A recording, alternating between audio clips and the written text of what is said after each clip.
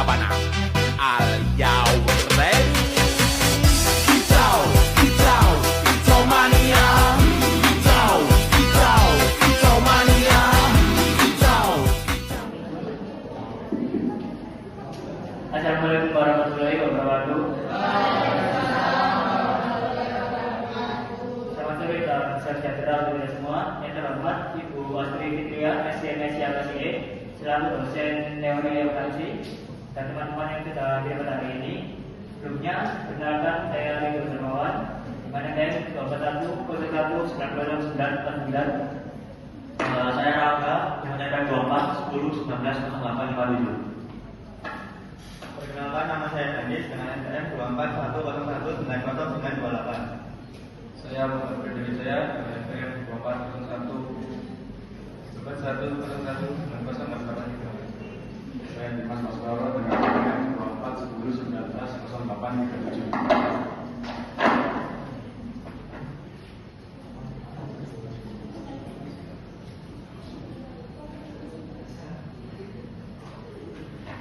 Pertama, ekuitas. Definisi ekuitas. Ekuitas merupakan hak residual yang dimiliki oleh pemilik atau pemegang saham atas seluruh sumber daya ekonomi yang dikuasai oleh suatu entitas setelah dikurangi dengan seluruh kewajiban yang harus dipenuhi kepada pihak luar. Kepentingan bersih pemilik dalam suatu perusahaan yang timbul sebagai hasil dari selisih antara aset dan kewajiban, sehingga sering juga disebut sebagai aset bersih atau net asset. Ekuitas tidak hanya menggambarkan besarnya investasi awal yang ditanamkan oleh pemilik, tetapi juga mencerminkan akumulasi hasil kinerja perusahaan selama periode tertentu, baik berupa laba yang ditahan maupun kerugian yang mengurangi nilai kepemilikan tersebut.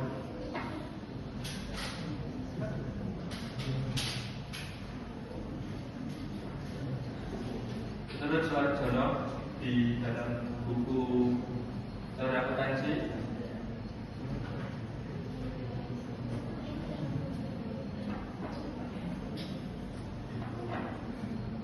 perekayasaan pelaporan keuangan ekuitas dimana sebagai iklan residual terhadap aset perusahaan yang keberadaannya sangat dipengaruhi oleh perubahan nilai aset dan kewajiban.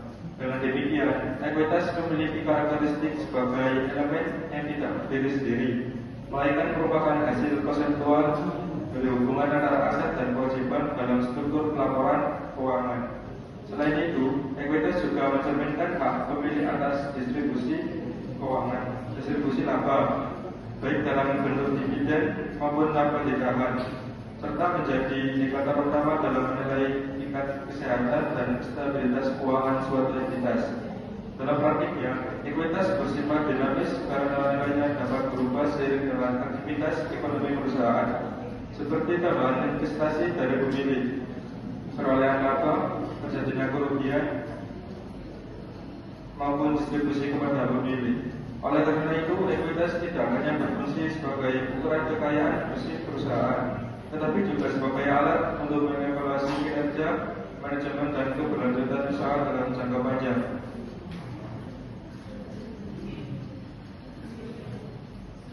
Klasifikasi ekuitas dalam akuntansi biasanya dibagi berdasarkan sumber karakteristiknya secara umum. Ekuitas adalah residual pemilik atas aset setelah dikurangi dengan liabilitas.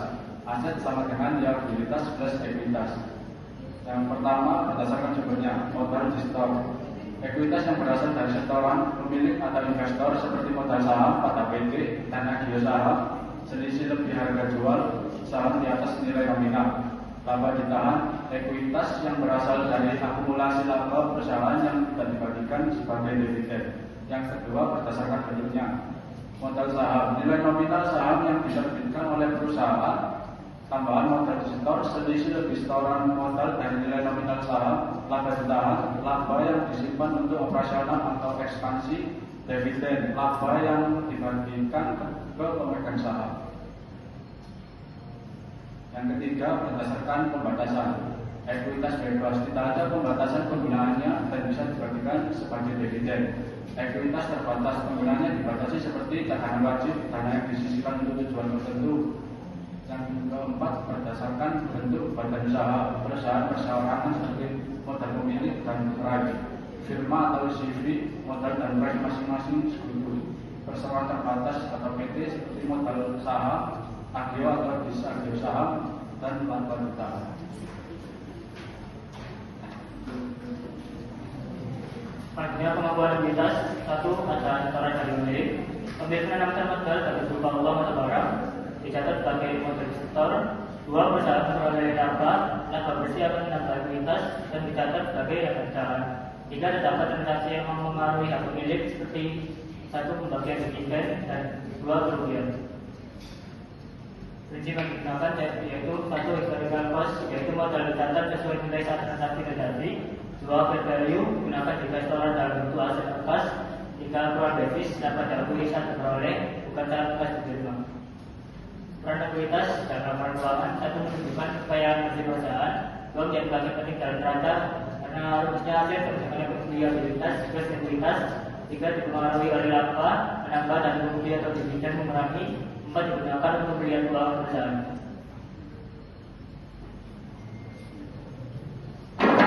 Kesimpulannya, secara konseptual ekuitas bukanlah kewajiban, melainkan nilai sisa residual claim atas aset perusahaan.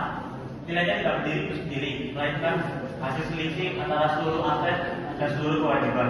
Ini menunjukkan bahwa pemegang ekuitas menanggung risiko tertinggi sekaligus mendapatkan potensi keuntungan terbesar dari unit usaha. Suarjana sangat menekankan pentingnya pemisahan penyajian berdasarkan sumber pemerolehan dana.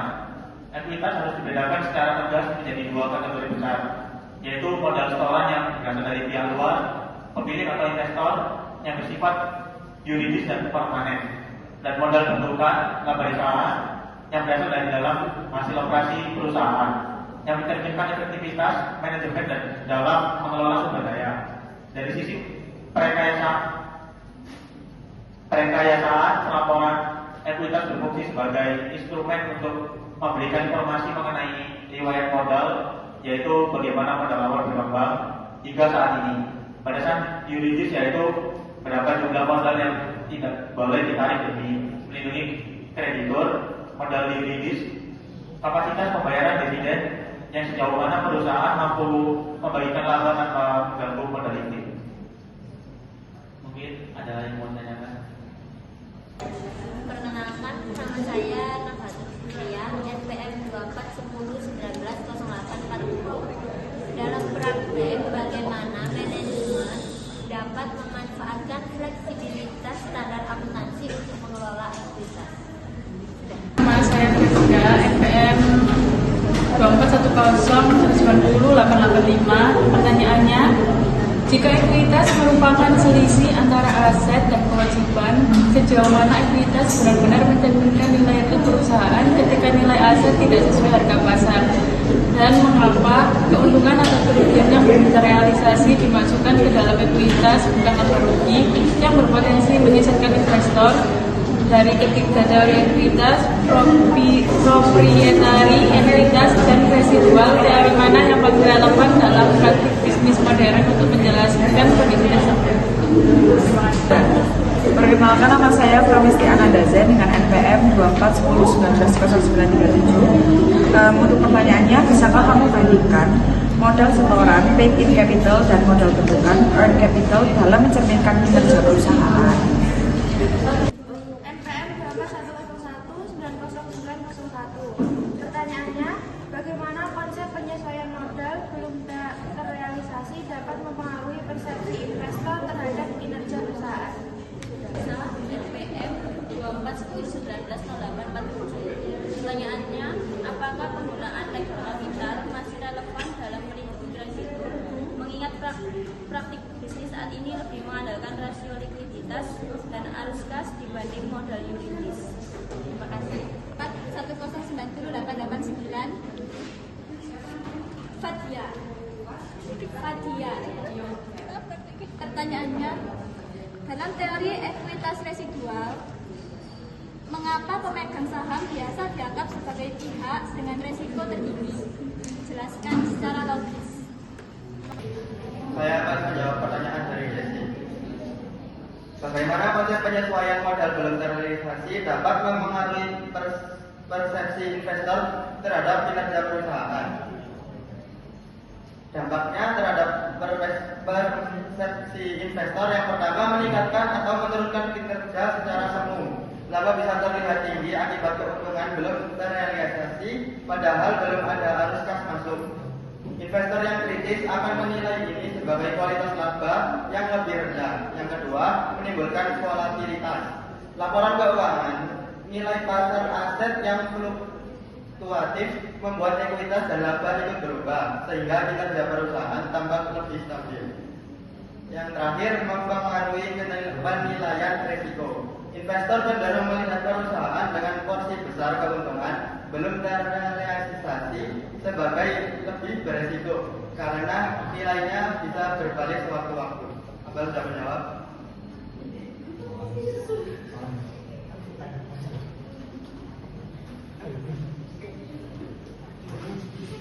Saya akan jawab pertanyaan dari Nadia. Dalam teori ekuitas residual, mengapa pemegang saham bisa dianggap sebagai pihak dengan resiko tertinggi? Jelaskan. Dalam teori ekuitas residual, pemegang saham biasa dianggap sebagai pihak dengan resiko tertinggi karena mereka memiliki hak terakhir atas aset perusahaan setelah semua kewajiban pada pihak lain diselesaikan. Secara logis, urutan klaim dalam perusahaan adalah kreditur harus dibayar terlebih dahulu, pemegang saham preferen, pemegang saham biasa sebagai pihak terakhir. Artinya, jika perusahaan mengalami kerugian atau bahkan bangkrut, aset perusahaan akan digunakan dulu untuk melunasi utang jika masih ada sisa, baru dibagikan ke pemegang saham.